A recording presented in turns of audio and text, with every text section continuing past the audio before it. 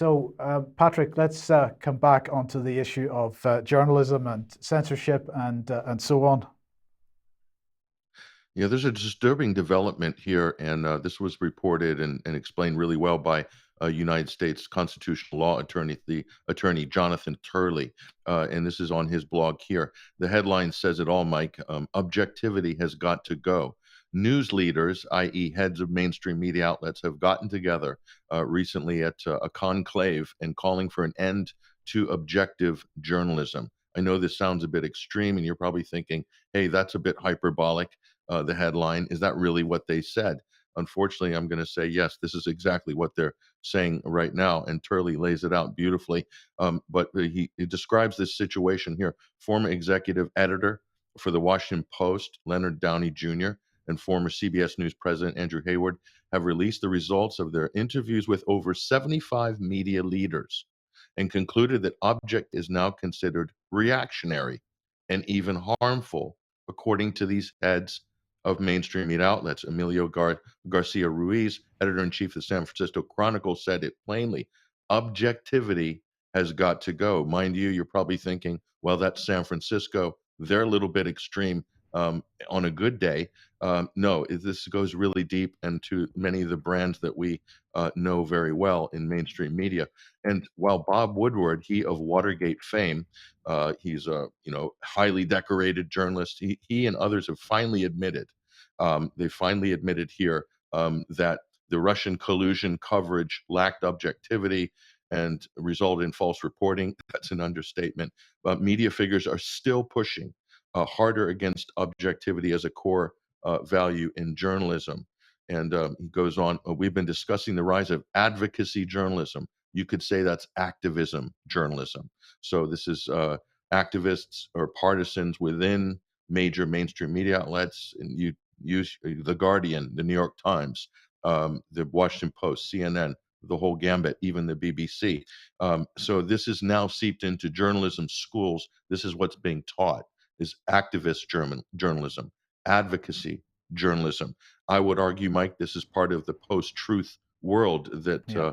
these same people were decrying so loudly, remember, a couple of years ago. But here's where the real meat of this story is. Columbia University is the top journalistic school in America. That's the gold standard for journalism schools. So Columbia journalism dean and New Yorker writer Steve Cole decried how the First Amendment, the right to freedom of speech, is being weaponized to protect disinformation. Very dangerous idea they're putting across here. In an interview with the Stanford Daily, Stanford journalism professor Ted Glasser insisted that journalism needs to be free from itself, from this notion of objectivity, to develop a sense of social justice.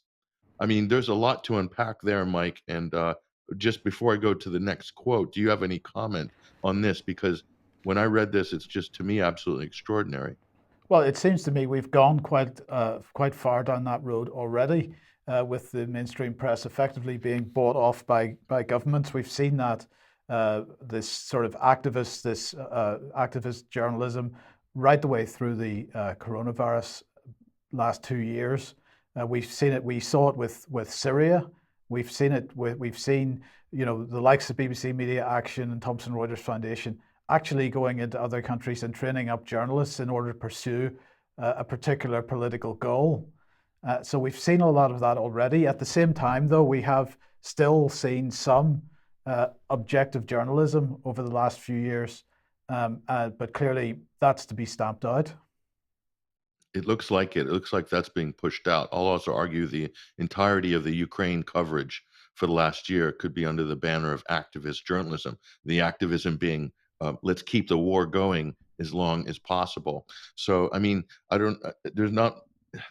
It can't get any worse than this. And for them to Well, be coming out and saying this outright, it should really make people step back and really look hard at this. yeah, right. So look, just before you move on with this, Patrick, I'd very much like to get Vanessa's thoughts on it, if you have any. Yeah, I mean, I find it quite interesting, as you said, Mike, and Pat just concurred. I mean, this has been going on for some time. Objectivity, for me, is a little bit of a red herring. because journalists in mainstream media haven't demonstrated any objectivity for a very, very long time, because effectively, as we know, their narratives are being managed. So, I mean, this is the first time I've seen this. I guess my mind is worrying a little bit as to what it's trying to achieve, because, of course, it's not going to penalize mainstream journalists. It's going to be used as a weapon against those that are challenging the narrative. So I'm trying to figure out in my mind how it's going to be used. Maybe one of you has an immediate idea on that. I haven't actually processed it yet. Okay. Yeah, I will add to what Vanessa says. That's an interesting point Vanessa has brought up. How is this going to be? How's this new tact by the mainstream media professionals going to be used to, isolate, to marginalize, to, call dangerous disinformation purveyors like bloggers and independent journalists and things like that. And I think what we're seeing is the elevation of the profession of journalism. This is what Glenn Greenwald said beautifully a couple of weeks ago in his program, System Update, elevated to this priestly caste. In other words, you won't get the protections that the law offers journalists or journalism or free press unless you belong to a trusted news organization, or you're affiliated with one of these institutions, or you're state funded in terms of media, i.e., the Trusted News Initiative, these various BBC and other quangos that have spun And off it. Patrick, we've got to make Yeah. the point that that is a fundamental tenet of the online safety bill. That is right there in the legislation as it's drafted at the moment.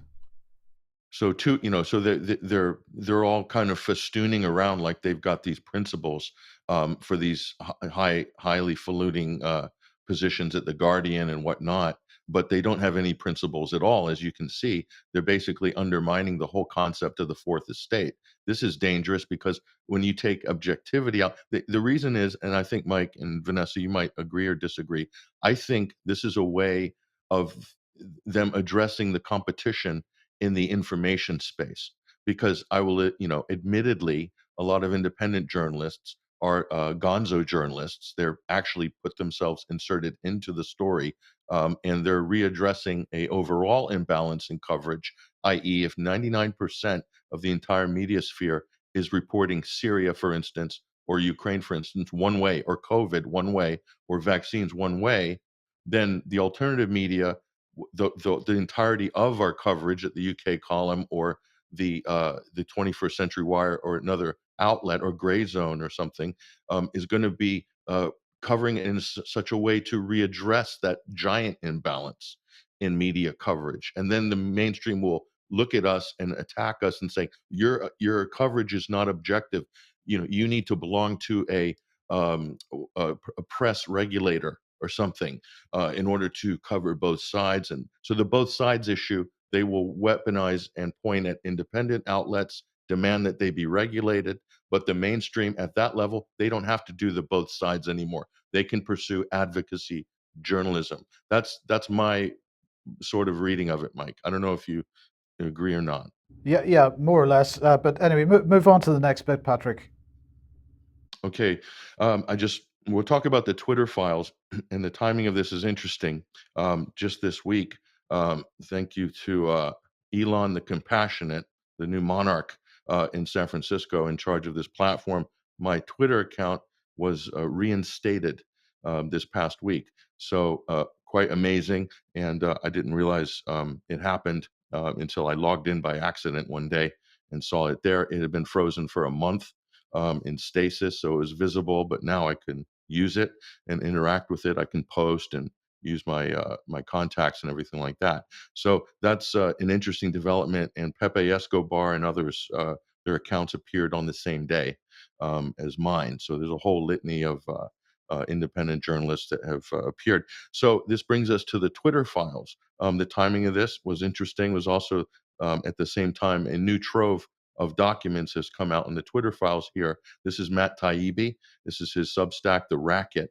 And the headline is Move Over Jayson Blair, Meet Hamilton 68, the new king of media fraud. And so this is the group Hamilton 68. We reported on it in the UK column a couple of years ago when this popped up, this dashboard of supposed Russian interference, media people, Twitter accounts, and things like that. These are, in this case, Russian bots, a list of Russian bot accounts that Hamilton 68 run here by Clint Watts. He's a former FBI investigator who set himself up as a Russian disinformation expert, attracted a lot of funding, and ran this. This is funded by the German Marshall Fund. Okay, so this is money that usually goes to Europe and also goes into media to buy and run media outlets. A bit of a quango of sorts, funded by the U.S. State Department, and then the money flows around. And so he was lobbying Twitter. He was lobbying probably Facebook and LinkedIn, probably all of them, with this blacklist. And it's a massive blacklist, constantly being updated. It's got tweets. It's the same sort of thing that the Disinformation Labs, the DFR labs at Atlantic Council was doing, and some of these other people. And lo and behold, I was contacted by Matt Taibbi last week, and yeah, I was actually in the Hamilton 68 dashboard. So you can see here, we'll bring that up. There's at 21 Wire. So did this have to do with my deplatforming? Well, it might have contributed, because if I'm on this list, I'm probably on some other lists as well. And so these people were lobbying, directly pressuring Silicon Valley firms to basically either shadow ban, censor, or just totally deplatform all of these accounts. So I even had a blue check mark. I've got a blue badge, but according to this government quango run by a former FBI agent, I'm a Russian bot, even though I had at the time 92 something thousand followers. So it's pretty incredible. So I wasn't surprised to find this out, and I'm going to say Matt Taibbi's done a great job, as have some of the other journalists, to really kind of expose was really going on and is going on behind the scenes in Silicon Valley. This problem is solved at Twitter temporarily, maybe, and it goes really deep. Even the 77th Brigade operatives were at one point embedded inside Twitter. At least one example that we know of, and many other intelligence agencies, FBI, former FBI, former CIA, NSA spooks working in Twitter have direct access to the content moderation dashboards, sharing the information with other Silicon Valley companies, as was revealed in the US Senate hearings, i.e., a common dashboard for Google, YouTube, Twitter, Facebook for problem accounts. So once you're in the system, then the shadow banning can happen right across all platforms. Though, although Taibbi didn't get into that part of it, he might do later. But what has been revealed has been very, very educational to see how corrupt and toxic this whole system is behind the scenes. So, I'll kick it back to you and Vanessa for comment. But this is a huge, huge problem, and these lists are everywhere, and we've had experience with this for years. And now we're seeing the final, proof of how it was used. Yeah, indeed. Well, I don't really know what to add to that, Patrick. That it's been absolutely clear that there's been something at work in the background within Twitter, Facebook, and the other platforms. It's nice that we're starting to get some visibility of what the mechanism actually has been. Not surprising that the types of people that we've been sort of highlighting, 77th Brigade and others, over the last number of years that are in and around this whole censorship regime are actually in there active. And we've got to remember, of course, the British government claims, and 77th Brigade claim, they only work abroad. Well, they may work abroad, but they're certainly directing a lot of their activity back at people within the United Kingdom, as well as other parts of the world. So we are clearly viewed as being the enemy, and by we I mean not just people that are offering alternatives to the mainstream narratives, but actually the general public and anybody that's using social media. And Peter Hitchens was targeted, David Davis. So Yeah. 77 Brigade are, targeting elected officials and journalists, and mainline journalists in the UK. So that's what we found out Yes. this past weekend with the Big Brother Watch report. So, I mean, the problem is massive, and it continues to this day. Okay, so let's move on to the Ministry of Truth then. Yeah, and so what are we looking at here? We're looking at a kind of unofficial ministry of truth, right? This is a network of institutions. This is government. This is big tech. These are academic working groups, quangos, NGOs like the Hamilton 68, effectively functioning like a ministry of truth. And the mainstream media is part of this as well because they get the blacklists. Okay, then they're talking to people like the Huffington Post. Okay, in the UK, and then they go and they run to social media and saying, are you allowing these people to have these extremists with these extremist views to be on your platform? You're allowing them to tweet, and we're going to run a story on this. You better do something about it. And so lo and behold, this is when accounts get flagged, shadow banned, and deleted in some cases. So this is, and they do this for live events as well. They go to the venues. It's the same thing. The NGOs working with the press, sharing the blacklists, go to get the venue shut down. We've all had experience with that same thing. So this is an incredible, combination. So back to this story here, very, very important story, and we'll have the subject of this story in a short video right now. So the feds are adapting AI used to track and silence ISIS accounts on social media, and they're now using it to combat American dissident voices online on subjects like vaccines, on US elections, on Ukraine, Syria, etc. as well. So this is what's happening, and we have personal experience with this. And so just this quick quote, this is really an embodiment of a whole of society censorship framework. I use the term Ministry of Truth that departments like the Department of Homeland Security talked about as being their utopian vision for censorship just a few years ago. Says Mike Benz, we see it now truly in fruition. So no exaggeration there. And I believe we have the video here. Mike Benz, who, in my opinion, is doing such important work right now in the United States on this very topic. He's absolutely brilliant. Listen to what he explains it beautifully in this short statement. Course Correct is basically a digital dashboard, a dynamic digital dashboard that the federal government is funding to university disinformation labs to give to journalists and fact checkers so that they can more effectively flag information to censor to the technology companies. So you basically have four different categories of institutions here in cahoots for domestic censorship. You have the federal government, who's providing the money. You have the universities who are being onboarded as a sort of mercenary science army to create censorship technology tools.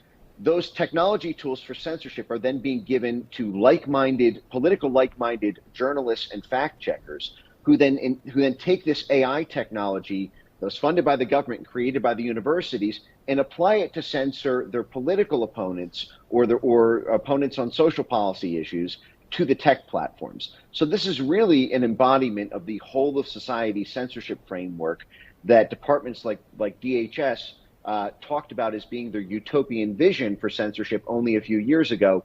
We see it now truly in fruition. So that lays it out, Mike, and myself, you, Vanessa as well. You know, the hit piece in The Guardian about the white helmets by Olivia Solon, and they're pulling in quotes from people like Kate Starbird, who's an associate professor at the University of Washington. She's at the beginning of this whole story. She's at the core of this whole story, mapping what they call disinformation online with the fancy heat maps. What are they mapping? They're mapping dissident opinions. They're mapping people's views and opinions. They're doxing them. Then they're drawing up lists, and then they're sharing those, and those are being used to censor. This is done with public money, but it's done under the guise of fighting disinformation, which was a trendy term when Trump got elected. It attracted a lot of money and funding, and politically, universities were more than happy to fund this type of stuff using AI now to automate this process. Okay. Yeah. And it's about attacking dissent. It's not about attacking, quote, disinformation, because a lot of the claims they make in their academic reports and at their conferences are not factual. They're just smearing independent journalists and bloggers and calling them Russian agents and things like that. So sloppy and so reckless. And now the whole thing's being exposed. And again, thank you to Twitter, the new Twitter management and ownership, for really exposing how this actually works and putting it into the public view. It's invaluable. Just bring up the schematic, Mike, just so people know. This is how the system works. You got 4 major actors. It's the government working with, quote, civil society. Those are universities, NGOs, and activists, like we just said, like this disinformation labs at University of Washington or Harvard or wherever. Then you have news media and fact checkers. Okay, these are politically like-minded partisans. They think as one, and then they put pressure on the tech platforms, the private sector. So those are 4 actors in this new Ministry of Truth system, and they work hand in glove right around, and it's an absolute circle that functions like a wheel of censorship to crush freedom of expression, free press, and freedom of speech ultimately. Okay, brilliant. Thank you, Patrick. Okay, if you like what the UK Column does, you would like to support us, please head over to community.ukcolumns.org. There are options to help us out there.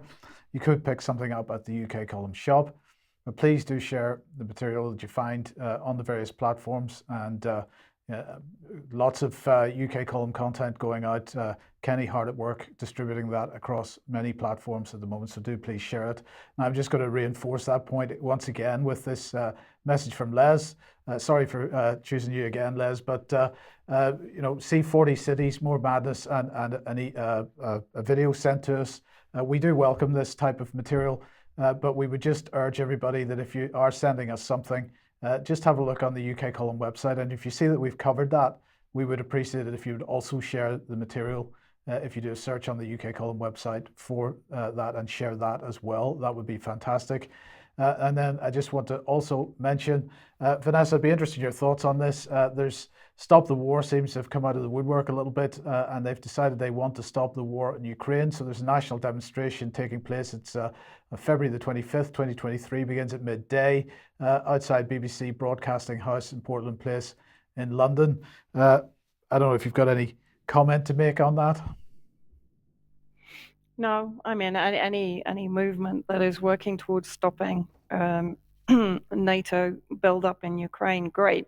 I would slightly question the timing with a great amount of the weapons coming into Ukraine getting siphoned into Africa in preparation for a potential new front there. So it's sort of interesting that perhaps as Ukraine is being recognized by the latest RAND report as a defeat for NATO, effectively, it doesn't say that exactly, but it kind of intimates it, that suddenly we see organizations like Stop the War coming out.